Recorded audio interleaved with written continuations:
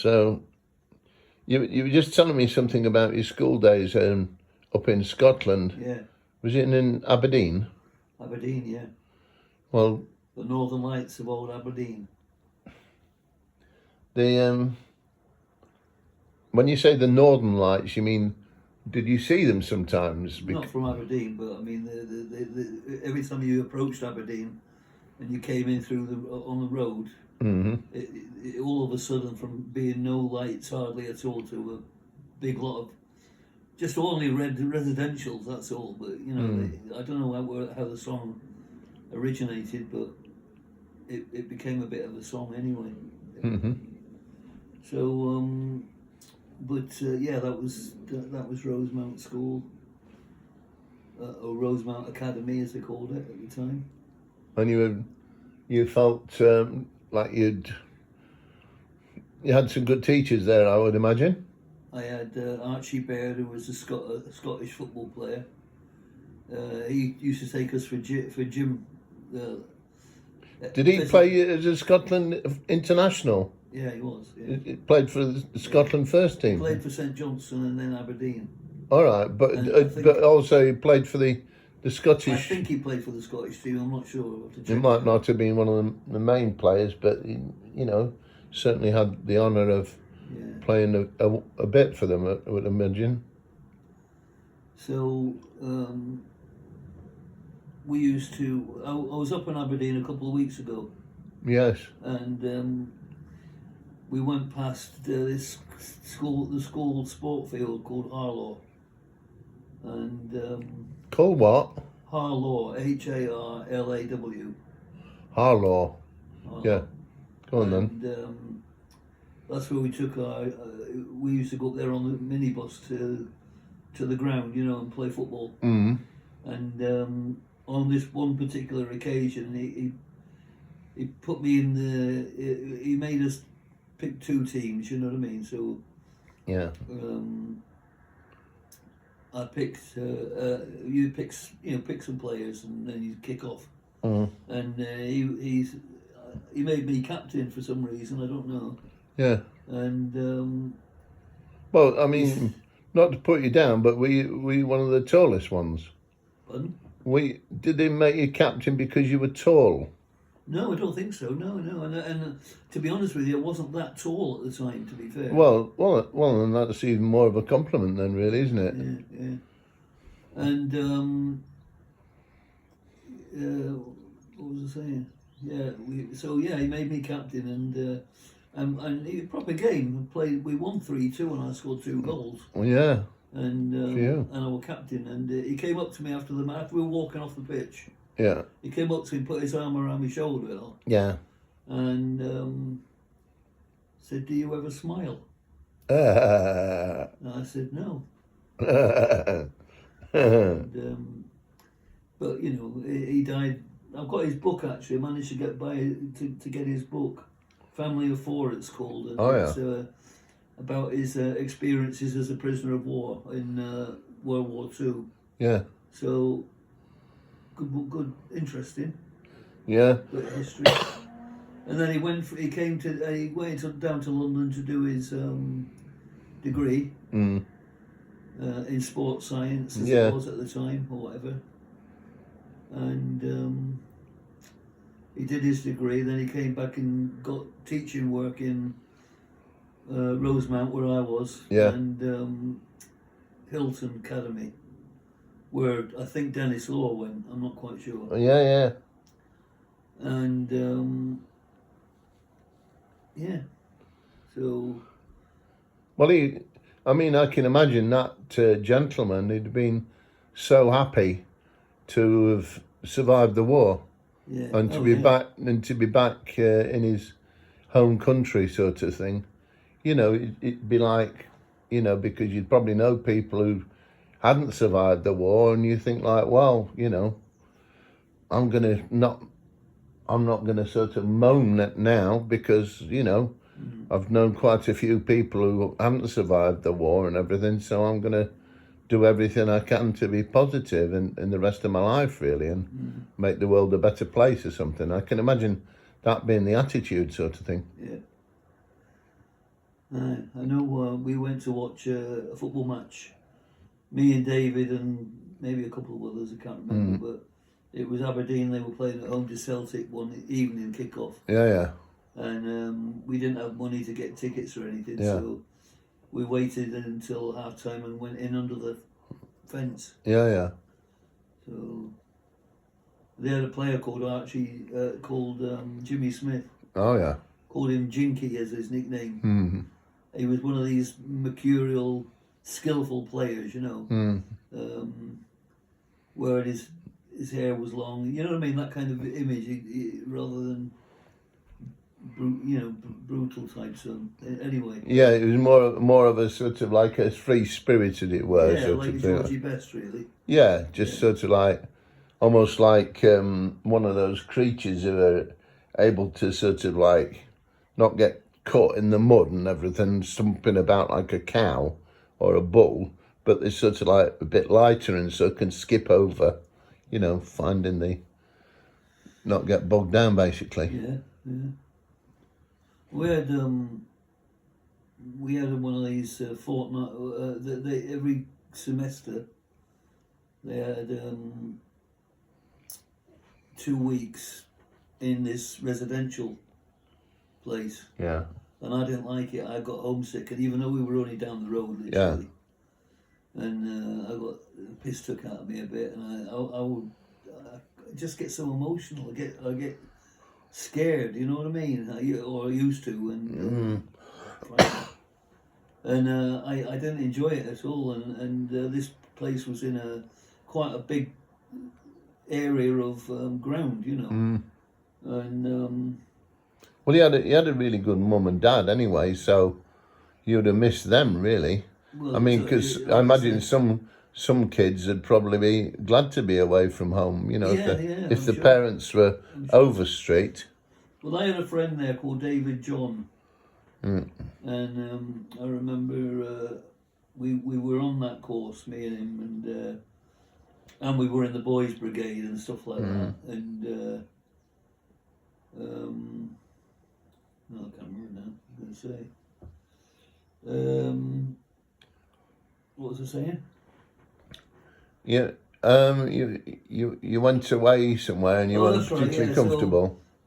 So we had a fortnight to go there, so we did the first week, which I hated. And then all of a sudden, it started snowing in the second week. Yeah. It started to really come down, and we were stuck out in the country, and it was good fun because it was we was sledging and stuff like that. Do you know what it reminds me of? That. Hello, Mother, Hello, Father. Yes, exactly. Yeah, I know. Yeah, I used to sing that song to myself. Yeah. What was it? Hello, Mama. Hello. Wrong lyrics. Mother. Hello, Mother. Hello, Father. Mother, that's right. Yeah. Here I am at Camp Granada. Yeah. Well, what was that fella called anyway? But it's great recording to listen to. I don't know who did it. You?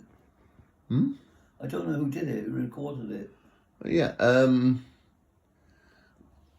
It was I know, but it was what it was is it was like one of those records that you know, as well as all the pop records that were popular, it was a sort of like a quirky record, or a record that was sort of like a bit different sort of thing. Yeah. So to get into the charts because of the character of it, rather than it being particularly a romantic song or a dating song or something like that. Was it called Herman or something like that? It could be. I can't. Anyway, remember. but if you look, if it'd be easy enough to look up on the computer these, like if you look. I might look up. Hello, Mother. Hello, Father. I might go through Archie Baird stuff again and have a look and see what. Yeah. It's, like I say, you're a decent bloke. I mean, man, he could be quite firm. Don't get me wrong. But that was his claim to fame anyway. That he was an international Scotland player. Yeah. Even if it was only for a couple of caps, I don't know. Yeah. But So they won the FA Cup. They won the equivalent of the FA Cup, the Scottish Cup. Yeah. They won that in 1948, 47-48. Yeah. And he was in that team. Yeah. And yeah. So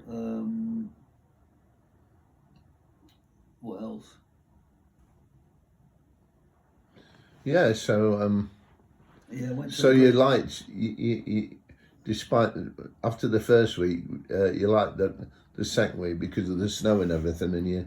What I did was, right, because I hated the first week so much that I used to go out to the perimeter fence where the gates were and everything, and I used to jot down the times of the buses coming past. You know what I mean? Because I hated it so much.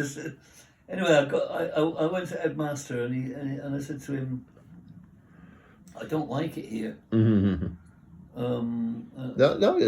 was confident of you to, unless he was a good headmaster and he'd say, "No, how are you doing, Graham?" You know, to me, and it was a bit friendly.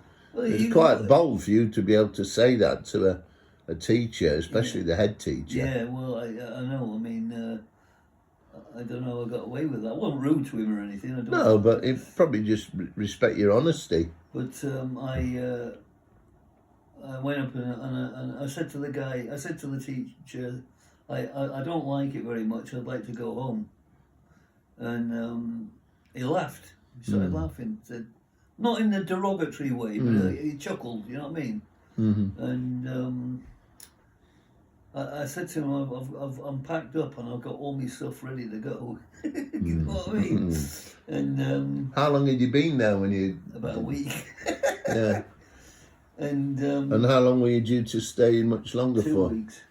So it was just 2 weeks maximum. Just 2 weeks. Okay. Yeah, and I hated it, but I liked it in the second week. Yeah. Well, that's yeah. That's... But the thing was, me and David John, we like to think of ourselves as city, growing up in the city rather than the countryside, you know. Yeah. And I remember one lesson that headmaster took for us, and that was how to identify different breeds of cow. And and we kind of said to each other, well, I bet he's this or that. And then David John, who was a massive Rangers fan, said,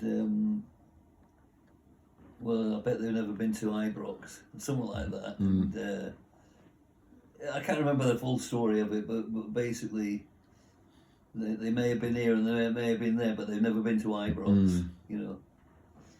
And yeah.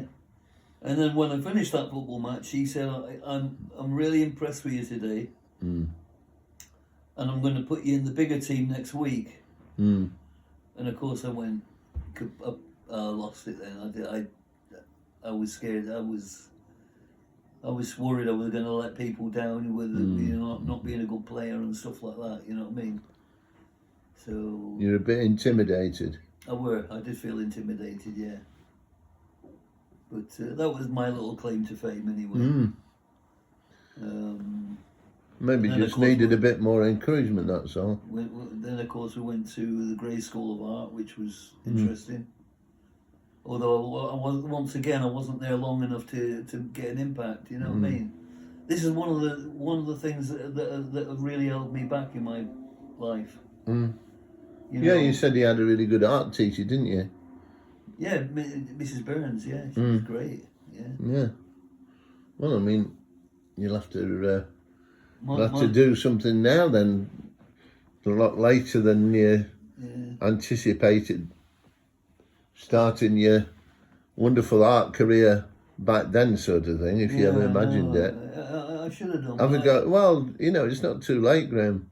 Some people do. I mean, you could probably look on the internet now and find loads of people who started painting when they were retired or something. I look at, I compare it with Paul, you see, which is not really, that's nothing against Paul, don't get me wrong. Yeah. I'm not, but he's very, like you said, he's very, very confident and very, very confident indeed. Which is good if you know. But I mean, there's something about the quirkiness of your drawings. It reminds me a bit of Spike Milligan in a way. I told you I was ill. No, it's there's something truly unique about Spike Milligan, and another a guy who hangs apart at the Betty Tigers called Phil. He really likes Spike Milligan, and he's got a quirky way of doing his art. So just because you don't necessarily fit in with the mainstream sort of thing of people who want they got posh house or something like that, and they want a very classic looking painting sort of thing. Not everyone's like that. So some people will want a highly individual work of art that nobody else, maybe sort of, I don't know, only 5% of people in the country would appreciate sort of thing, but to them it's unique sort of thing. And you can think and say, oh well, my the painting I've done, it's not as photographically it's not as photographically accurate as somebody who's good at recreating non-impressionist way. But then there'll be somebody who'll look at your looser way of painting clouds or whatever you paint, and they'll like that, and they'll be interested in what you've painted rather than somebody who's almost done it photographically. And you might think, oh, I'll never be able to paint such details, on those dandelions in the foreground of this painting and everything like that. I'll never be able to do that. But you might never be able to paint with such delicacy, to convince somebody it's almost like photographic, but you've got other skills. So, and somebody somewhere will appreciate, not everyone appreciates Picasso, do they? But his paintings sell for loads of money. Even. Yeah. Some, don't give people the opportunity to say, I'm sorry, Graham, I don't like your drawings, because there might be like 10 people who don't like them, but there might be 500 people say, well, what are those fools on about? These are originals. Yeah. And to me, the only criticism that I'd make of them is that he should have used a new piece of paper before he started you know what I mean? But doesn't it? No, but the thing is, but it's easy enough these days to rescue the artwork that's been drawn on a bit of scruffy paper or whatever. Yeah.